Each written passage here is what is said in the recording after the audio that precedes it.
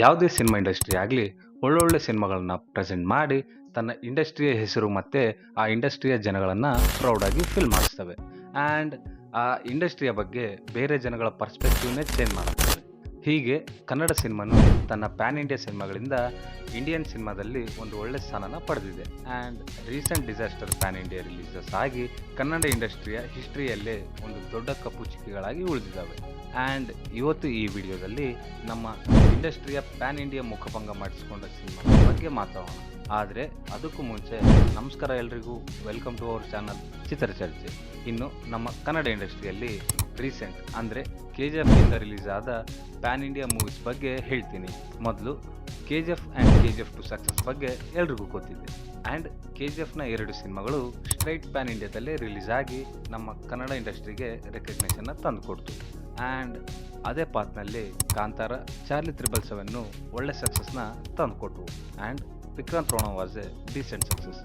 ಆದರೆ ನಮ್ಮ ಕನ್ನಡ ಸಿನಿಮಾದ 2 ಮುತ್ತುಗಳು ರಿಲೀಸ್ ಆಗಿ ಆ ರೆಪ್ಯುಟೇಷನ್ಗೆ ಡ್ಯಾಮೇಜ್ ಮಾಡಿದ್ವು. ಆ ಸಿನಿಮಾಗಳ ಹೆಸರು ಬಂದ್ಬಿಟ್ಟು ಕಬ್ಜಾ ಮತ್ತು ಮಾರ್ಟಿನ್. ಈ ಸಿನಿಮಾಗಳು ಪ್ಯಾನ್ ಇಂಡಿಯಾ ರಿಲೀಸ್ ಆಗಿ ಪ್ಯಾನ್ ಇಂಡಿಯಾ ಲೆವೆಲ್ನಲ್ಲಿ ಮುಖಭಂಗ ಮಾಡಿಸಿದ್ವು. ಆ್ಯಂಡ್ ಮೊದಲನೇ ಸಿನಿಮಾ ಬಂದ್ಬಿಟ್ಟು ಕಬ್ಜಾ. ಈ ಸಿನಿಮಾನ ಆರ್ ಚಂದ್ರು ಅವರು ಡೈರೆಕ್ಟ್ ಮಾಡಿದ್ದು. ಉಪೇಂದ್ರ, ಕಿಚ್ಚ ಸುದೀಪ್ ಮತ್ತು ಶ್ರೇಯಸ್ ಶರಣ್ ಅವರು ಲೀಡ್ ರೋಲ್ನಲ್ಲಿ ಆ್ಯಕ್ಟ್ ಮಾಡಿದ್ರು. ಆ್ಯಂಡ್ ಈ ಸಿನಿಮಾ ಪ್ಯಾನ್ ಇಂಡಿಯಾ ರಿಲೀಸ್ ಆದಾಗ ಈ ಸಿನಿಮಾನ ಎಲ್ಲರೂ ನೋಡಿದ ಮೇಲೆ ಈ ಸಿನಿಮಾನ ಸ್ಟ್ರೈಟ್ ಔಟ್ KGF ಕಾಪಿ ಅಂತ ಜನ ಕರೆಯೋಕ್ಕೆ ಶುರು ಮಾಡಿದ್ರು. ಆ್ಯಂಡ್ ಅದು ಸತ್ಯ. ಯಾಕಂದರೆ ಈ ಸಿನಿಮಾದ sets, music, visuals and story ಟೆಲ್ಲಿಂಗ್ನು ಸಹ ಎಲ್ಲ KGF ಥರನೇ ಇತ್ತು. ಆ್ಯಂಡ್ ಇದಿಷ್ಟು ಬಿಟ್ಟರೆ ಈ ಸಿನಿಮಾದ ಸ್ಟೋರಿ ಭಾಳ ಔಟ್ಡೇಟೆಡ್ ಆಗಿ ಬರ್ಕೊಂಡಿದ್ರು. ಆ್ಯಂಡ್ ಈ ಸ್ಟೋರಿ ಯಾರಿಗೂ ವರ್ಕ್ ಆಗಲಿಲ್ಲ. ಮೂವಿ ಎಂಗೇಜಿಂಗ್ ಆಗಿದ್ದರೆ ಜನ ಕಾಪಿ ಆರ್ ಇನ್ಸ್ಪಿರೇಷನ್ಸ್ನ ಲೈಟಾಗಿ ತೊಗೊತಾರೆ. ಆದರೆ ಇಲ್ಲಿನ ಸ್ಟೋರಿ ಅಂತೂ ಬಹಳ ಔಟ್ಡೇಟೆಡ್ ಆಗಿತ್ತು. Movie execution also too bad ಆಗಿತ್ತು. ಆ್ಯಂಡ್ ಈ ಫಿಲ್ಮ್ ಫ್ಲಾಪ್ ಆಯಿತು. ಆದರೆ ಈ ಸಿನಿಮಾದ ಫಸ್ಟ್ ಡೇ ಕಲೆಕ್ಷನ್ನ ಪೋಸ್ಟರ್ನಲ್ಲಿ 100 crores ಅಂತ ಫೇಕ್ ಕಲೆಕ್ಷನ್ ಹಾಕಿ ಒಂದು ಸಕ್ಸಸ್ ಮೀಟ್ನ ಸಹ ನಡೆಸಿಬಿಟ್ರು. ಆ್ಯಂಡ್ ಅವರು ಇಲ್ಲಿಗೆ ನಿಲ್ಲಿಸಲಿಲ್ಲ. ಈ ಕಬ್ಜಾ ಸಿನಿಮಾದ ಸೀಕ್ವೆಲ್ನ ಸಹ ಮೊನ್ನೆ ಅನೌನ್ಸ್ ಮಾಡಿದರು. ಆ್ಯಂಡ್ ಈ ಸಾರಿ ಇನ್ನೂ ದೊಡ್ಡ ಡಿಸಾಸ್ಟರ್ನ ನೋಡೋಕ್ಕೆ ನಾನಂತೂ ಬಹಳ ಎಕ್ಸೈಟೆಡ್ ಆಗಿದ್ದೀನಿ. ಇದೆಲ್ಲ ಈ ಸಿನಿಮಾದಾದರೆ ಇನ್ನೊಂದು ದೊಡ್ಡ disaster Kannada PAN India movie ಅಂದರೆ ಅದು ಮಾರ್ಟಿನ್. ಈ ಸಿನಿಮಾ ಬಗ್ಗೆ ಏನು ಹೇಳಿ, ಎಷ್ಟು ಹೇಳಿ. ಈ ಮಾರ್ಟಿನ್ ಸಿನಿಮಾದಲ್ಲಿ ಧ್ರುವ ಸರ್ಜಾ ಅವರು ಆ್ಯಕ್ಟ್ ಮಾಡಿದ್ದು, AP ಅರ್ಜುನ್ ಅವರು ಡೈರೆಕ್ಟ್ ಮಾಡಿದ್ರು. ಆ್ಯಂಡ್ ಈ ಸ್ಟೋರಿನ ಅರ್ಜುನ್ ಸರ್ಜಾ ಅವರು ಕೊಟ್ಟಿದ್ರು.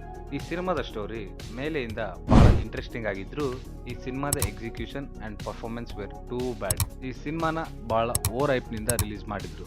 ಆದರೆ ಈ ಫಿಲ್ಮ್ ಪ್ಯಾನ್ ಇಂಡಿಯಾ ಡಿಸಾಸ್ಟರ್ ಆಯಿತು. ಆ್ಯಂಡ್ ಬಹಳ ರಿವ್ಯೂಸ್ ನೆಗೆಟಿವ್ ಆಗಿ ಬಂದವು. ಆ್ಯಂಡ್ ಡೀಸೆಂಟ್ ಬಿಸ್ನೆಸ್ನ ಈ ಮೂವಿ ಮಾಡ್ತು.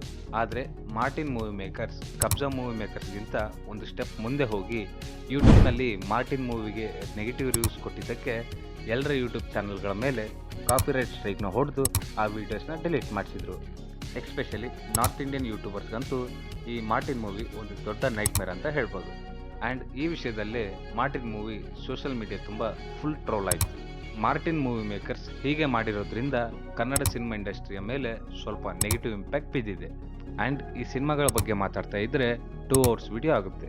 ಸೊ ಇದು ಇಲ್ಲಿಗೆ ನಿಲ್ಲಿಸ್ತಾ, ನೀವು ಈ ವಿಡಿಯೋನ ಇಲ್ಲಿವರೆಗೂ ನೋಡಿದ್ದೀರಾ ಅಂದರೆ ಪ್ಲೀಸ್ ಸಬ್ಸ್ಕ್ರೈಬ್ ಮಾಡ್ಕೊಳ್ಳಿ ಅಂತ ಹೇಳ್ತಾ, ಸೈನಿಂಗ್ ಆಫ್ ಟೀಮ್ ಚಿತ್ರಚರ್ಚೆ.